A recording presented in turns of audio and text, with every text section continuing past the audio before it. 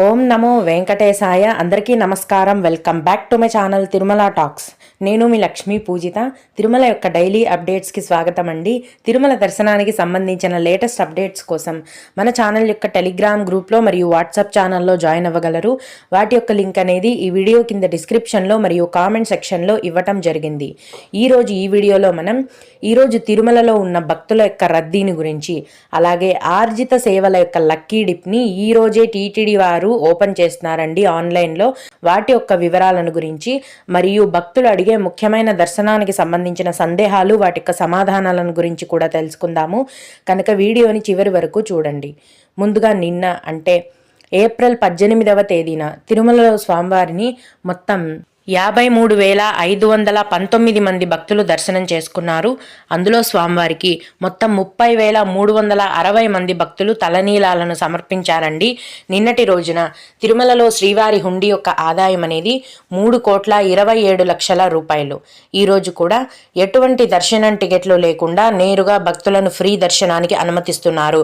ఈ విధంగా టికెట్స్ లేకుండా నేరుగా వెళ్లే ఫ్రీ దర్శనానికి ప్రస్తుతం దాదాపుగా 24 గంటల సమయం అనేది పడుతుంది.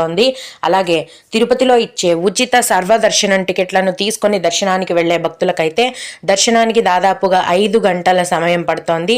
300 రూపాయల దర్శనం వారికి మరియు 500 రూపాయల దర్శనం టికెట్లు కలిగి ఉన్న భక్తులకు దర్శనానికి దాదాపుగా 4 గంటల సమయం అనేది పడుతోందండి. రోజులాగే ఈ రోజు కూడా విఐపి బ్రేక్ దర్శనం కొనసాగుతోంది. అలాగే సుపదం ఇన్ఫాంట్ దర్శనం కూడా కొనసాగుతోందండి. ఇన్ఫాంట్ దర్శనానికి ఈరోజు దాదాపుగా 2 గంటల సమయం పడుతోంది.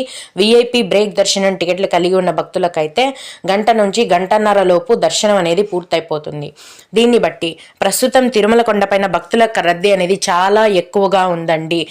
ఫ్రీ దర్శనం కోసం అన్ని కంపార్ట్మెంట్లు కూడా నిండిపోయి టీబీసీ వరకు, తిరుమల కొండపైన టీబీసీ కాంప్లెక్స్ ఉందండి, అంతవరకు కూడా క్యూ లైన్లో భక్తులు వేచి ఉన్న పరిస్థితి అయితే ఉంది.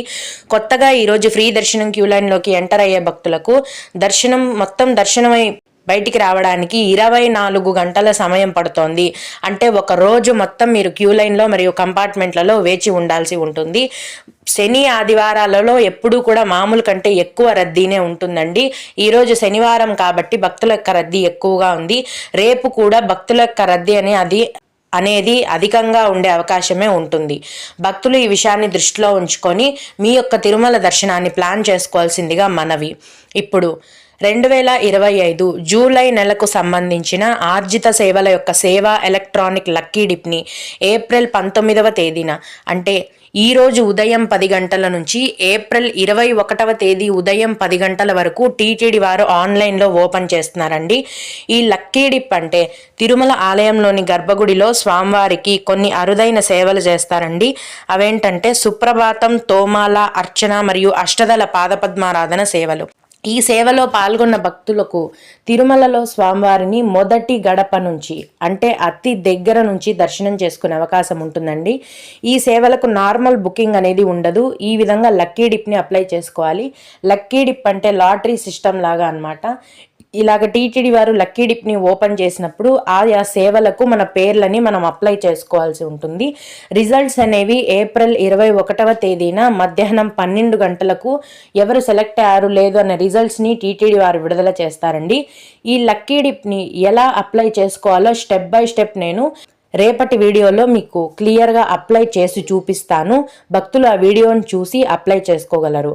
అలాగే ఈ లక్కీ డిప్ని అప్లై చేసుకునే టీటీడీ వారి అఫీషియల్ వెబ్సైట్ యొక్క లింక్ అనేది కూడా ఈ వీడియో కింద డిస్క్రిప్షన్లో మరియు కామెంట్ సెక్షన్లో ఇచ్చానండి.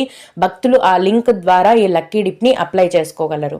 ఇవండి ఈరోజు విడుదల చేయబోయే మొదటి గడప దర్శనం టికెట్ల కోటా యొక్క పూర్తి వివరాలు.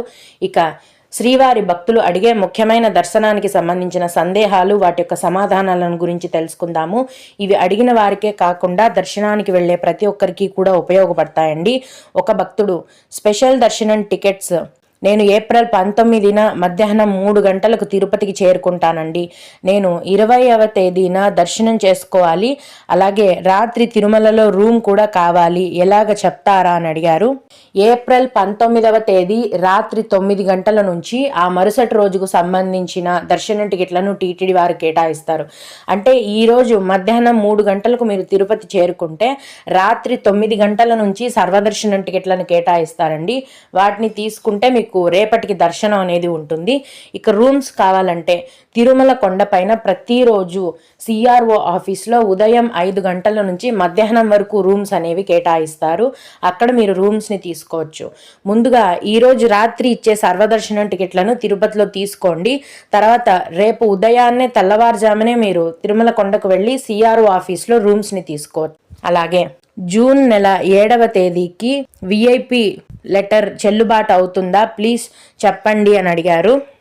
అవ్వదండి, ఎందుకంటే శుక్ర శని ఆదివారాలలో రికమెండేషన్ లెటర్స్ పైన దర్శనాన్ని టీటీడీ వారు క్యాన్సిల్ చేశారు.